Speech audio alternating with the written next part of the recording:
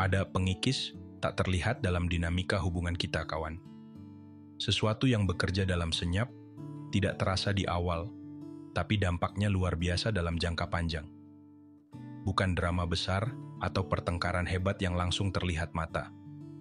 Tapi justru kebiasaan-kebiasaan kecil kita sehari-hari, hal-hal yang mungkin kita anggap wajar, remeh, atau bahkan kita niatkan sebagai bentuk kebaikan, yang ternyata pelan-pelan bisa menggerogoti fondasi paling penting dalam hubungan, rasa hormat dan penghargaan. Hari ini, kita akan menyalakan lampu sorot pada 9 pengikis senyap ini. 9 kebiasaan yang seringkali pria lakukan tanpa sadar, namun secara perlahan bisa membuat seorang wanita kehilangan rasa hormatnya, membuat kehadiran dan perjuanganmu jadi terasa biasa saja, atau bahkan tidak lagi dihargai. Tujuannya bukan untuk membuatmu merasa bersalah atau menyalahkan diri sendiri, sama sekali bukan. Tujuan kita di jejak pemikiran adalah untuk membangun kesadaran, untuk berani melihat ke dalam, agar kita bisa menghentikan erosi itu sebelum terlambat, dan mulai membangun kembali fondasi hubungan yang lebih kokoh, dimulai dari cara kita membawa diri. Mari kita selami bersama. Kebiasaan pertama, terlalu cepat dan selalu tersedia. Menjadi restoran 24 jam. Ini mungkin terdengar seperti hal yang baik, bukan? Selalu ada untuknya, selalu siap sedia kapanpun dia butuh. Kamu membalas pesannya secepat kilat, bahkan di tengah kesibukanmu.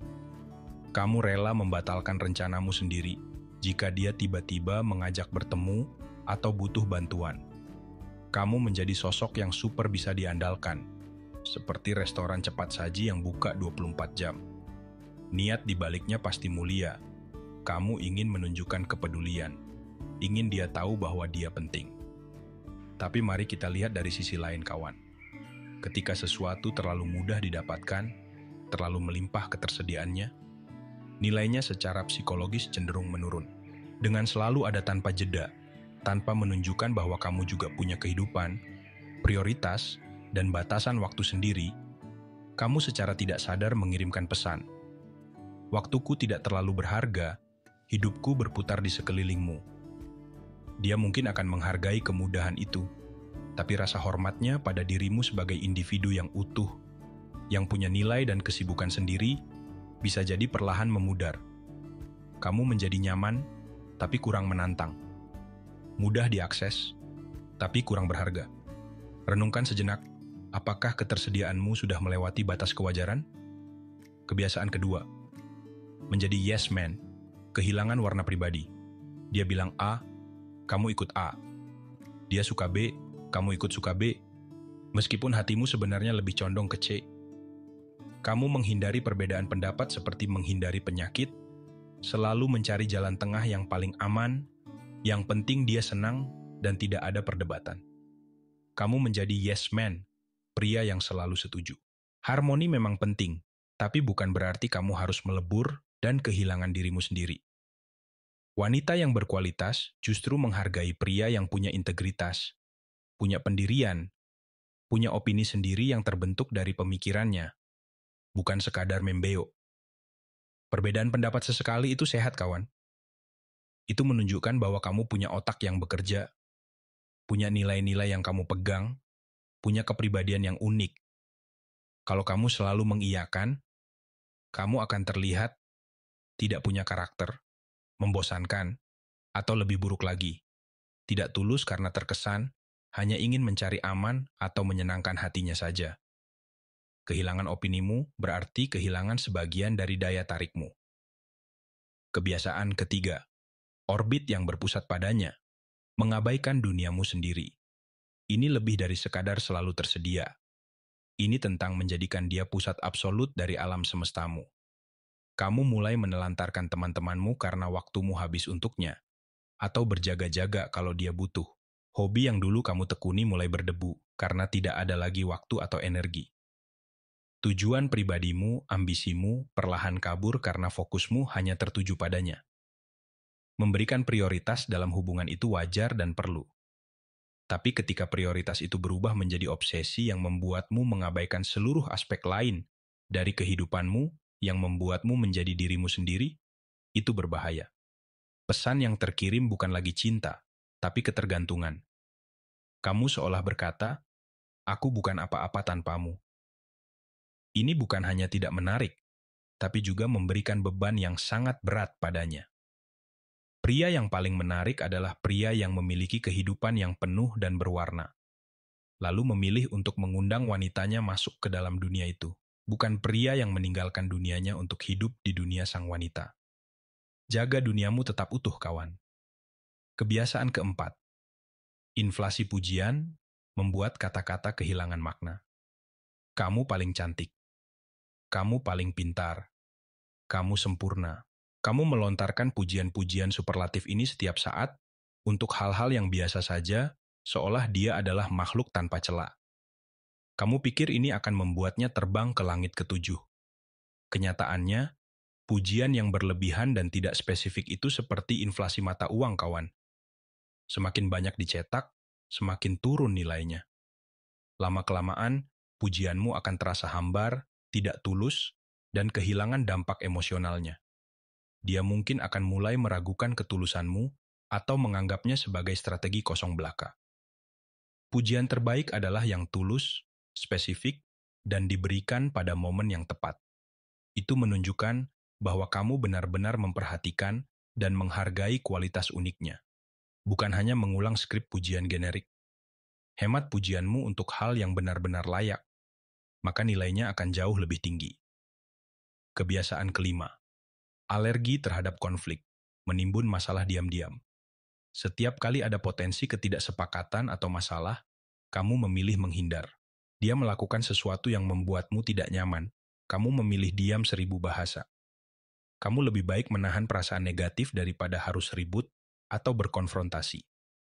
Kamu menganggap ini cara menjaga hubungan tetap damai. Justru sebaliknya, kawan. Menghindari konflik terus-menerus itu seperti menyapu sampah ke bawah karpet.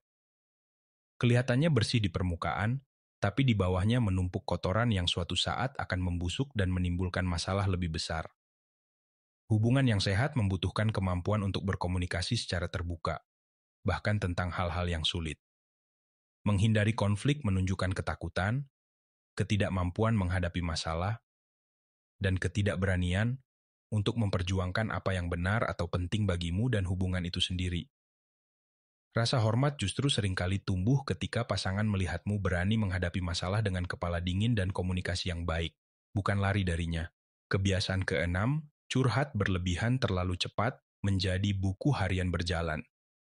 Kalian baru kenal beberapa waktu, tapi kamu sudah menumpahkan semua beban hidupmu padanya. Semua cerita kegagalan masa lalu, semua ketidakamananmu, semua keluhan tentang betapa tidak adilnya dunia ini padamu. Kamu berharap ini akan menciptakan ikatan emosional yang kuat karena kamu jujur dan terbuka. Keterbukaan itu penting, tapi ada timingnya. Terlalu cepat membongkar semua kerapuhanmu, terutama yang bernada sangat negatif atau menunjukkan ketidakstabilan, bisa membuatnya merasa tidak nyaman atau bahkan ilfeel. Dia mungkin akan melihatmu sebagai sosok yang lemah, penuh drama, atau butuh diperbaiki. Dia mencari pasangan, kawan, bukan proyek sosial atau pasien baru. Bangun fondasi kepercayaan dulu, tunjukkan juga sisi kuat dan positifmu. Biarkan dia mengenalmu secara bertahap. Keterbukaan yang terlalu dini bisa jadi beban, bukan jembatan kedekatan. Kebiasaan ketujuh. Mengambang tanpa jangkar, kurangnya tujuan hidup. Ketika bicara soal masa depan, impian, atau apa yang membuatmu bersemangat setiap pagi, jawabanmu terdengar samar atau tidak ada sama sekali. Kamu tampak tidak punya tujuan yang jelas, tidak punya gairah yang membara, hanya menjalani hari demi hari tanpa arah yang pasti. Lihat nanti saja adalah jawaban andalanmu. Memiliki tujuan hidup bukan berarti kamu harus sudah jadi miliarder atau punya rencana detail 50 tahun ke depan. Tapi ini tentang memiliki arah, memiliki sesuatu yang kamu perjuangkan, sesuatu yang membuat matamu berbinar saat membicarakannya. Pria yang punya tujuan, entah itu dalam karir, hobi, pengembangan diri, atau kontribusi sosial, memancarkan energi yang berbeda. Energi kemandirian, semangat, dan tanggung jawab. Ini memberikan rasa aman dan keyakinan pada pasangan bahwa kamu adalah nahkoda yang tahu arah kapalnya. Jika kamu terlihat hanya mengambang, bagaimana dia bisa percaya untuk ikut berlayar bersamamu mengarungi kehidupan? Kebiasaan kedelapan, pagar bolong, gagal menjaga batasan diri. Dia sering datang terlambat tanpa merasa bersalah, kamu hanya tersenyum dan bilang tidak apa-apa. Dia membuat lelucon yang merendahkanmu di depan teman-teman, kamu ikut tertawa canggung.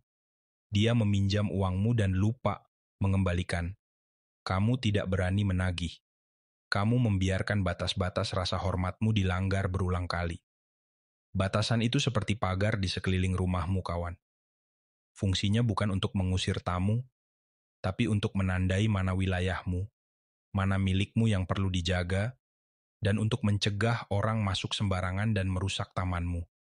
Ketika kamu tidak punya batasan atau tidak berani menegakkannya, kamu seolah berkata, "Silakan injak-injak saja taman saya tidak keberatan."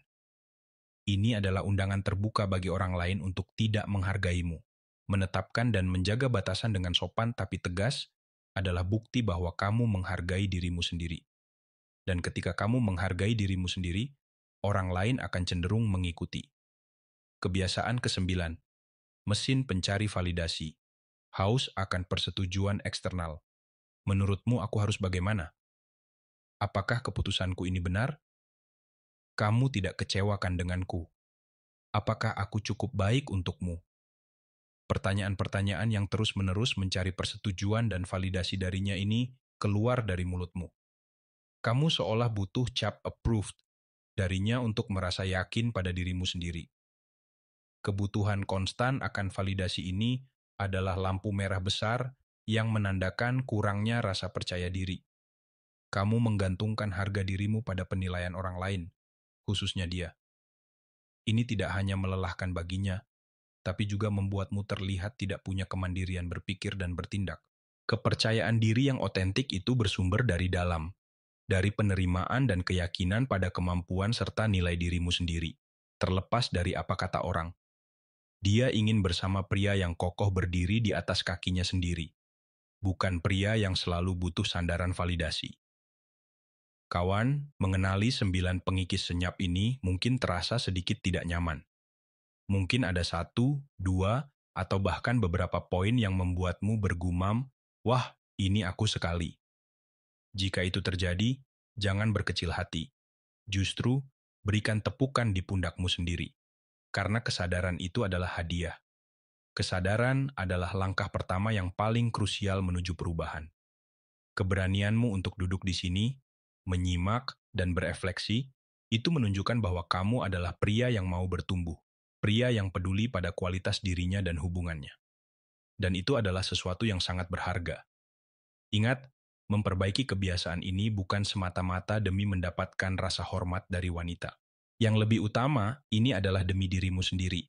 Agar kamu bisa menjadi versi terbaik dari dirimu, lebih percaya diri, lebih punya arah, lebih menghargai diri sendiri, dan pada akhirnya menjalani hidup yang lebih memuaskan. Ketika kamu sudah kokoh dengan nilaimu sendiri, rasa hormat dari orang lain akan datang sebagai bonus yang alami. Bagaimana menurutmu? Apakah ada kebiasaan lain yang sering kita lakukan tanpa sadar tapi punya dampak serupa? Atau mungkin kamu punya pengalaman pribadi dalam mengatasi salah satu kebiasaan ini dan ingin berbagi tipsnya? Kolom komentar selalu terbuka lebar untuk kita saling berbagi pemikiran dan pengalaman. Mari jadikan tempat ini ruang belajar bersama. Jika obrolan kita kali ini memberikanmu aha, momen, atau setidaknya membuatmu berpikir lebih dalam, jangan ragu untuk memberikan tanda suka. Dukunganmu sangat berarti untuk menjaga api di jejak pemikiran ini tetap menyala. Dan tentunya jika kamu merasa resonansi dengan cara kita mengupas berbagai lapisan pemikiran dan dinamika hubungan ini, dan ingin terus membersamai perjalanan ini, pastikan kamu sudah menekan tombol subscribe dan mengaktifkan lonceng notifikasinya. Akan selalu ada ruang untuk kita bertumbuh bersama di sini. Terima kasih sudah menemani sampai akhir dalam perenungan ini.